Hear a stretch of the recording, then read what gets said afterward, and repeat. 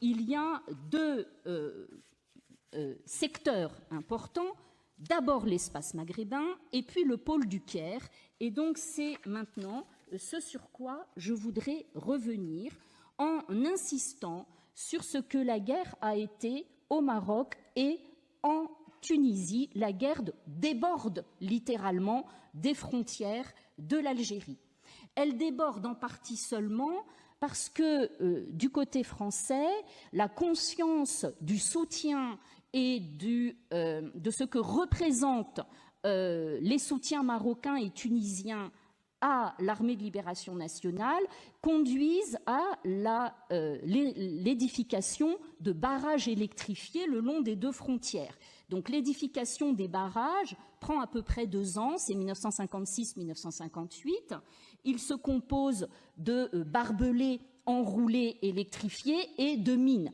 Donc à partir de 1958, on circule pratiquement plus ou très difficilement, à ses risques et périls, entre l'Algérie d'une part et le Maroc et la Tunisie de l'autre. Mais c'est d'autant plus important que du coup, les Algériens qui étaient au Maroc et en Tunisie sont bloqués. Sont bloqués en particulier les réfugiés. Les réfugiés sont extrêmement nombreux.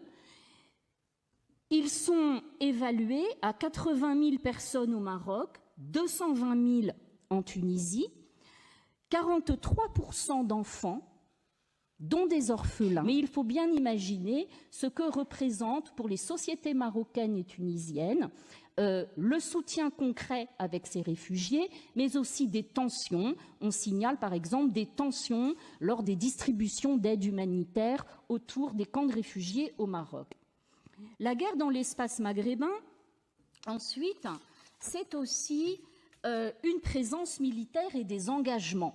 Parce que, c'est connu, l'entraînement militaire se fait en dehors du sol algérien, donc notamment au Maroc et en Tunisie.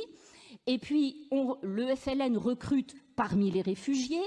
Et puis, il y a des combattants des maquis qui, avant les barrages ou franchissant les barrages à leur péril, viennent s'abriter au Maroc et en Tunisie et finalement gagnent les camps d'entraînement.